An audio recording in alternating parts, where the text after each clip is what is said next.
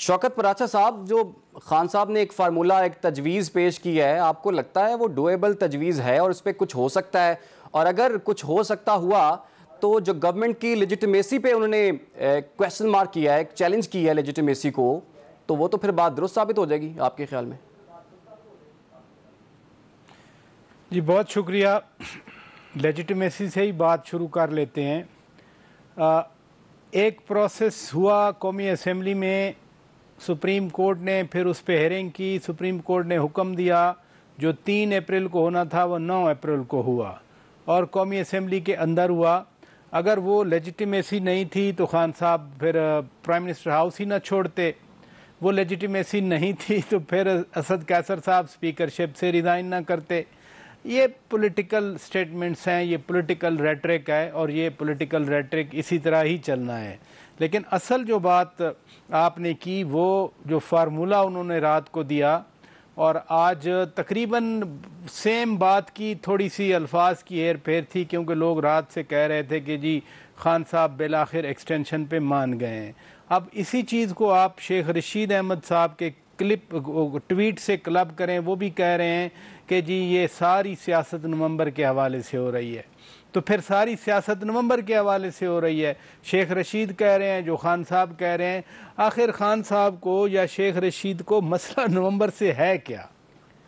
یہ نہیں ہے کہ کوئی آپشنز اور نہیں تھے. آپ نے بھی درست کہا، نیاز صاحب بھی درست بات کر رہے ہیں، وہ ان کا، میں ان کی بات کر رہا ہوں امجد خان صاحب کی، کہ تحریک ہے، انہوں نے پولیٹیکل پارٹی ہے، انہوں نے اپنا پروگرام دینا ہے.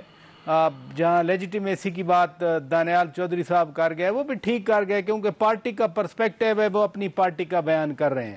لیکن آپ اور میں جو بات ہم بار بار کر رہے ہیں اپنے اپنے چینلز پہ، وہ بات وہی ہے کہ لوگ واقعی مر رہے ہیں اور ان کو احساس بھی نہیں ہے کسی کو.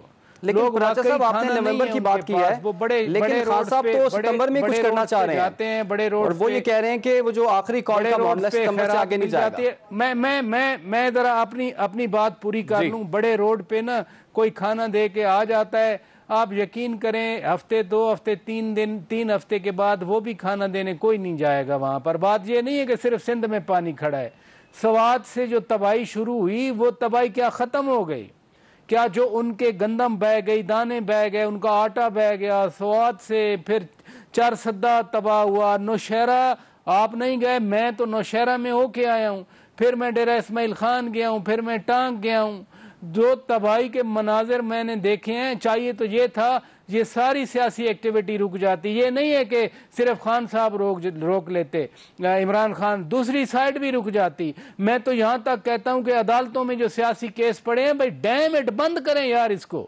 جس کو کوئی اگر ریلیف دینا ہے، کوئی قیدی پڑا ہے، اس کے تو آپ کیس سنیں، باقی سارے بند کریں. یہ ساری توجہ ہٹ رہی ہے.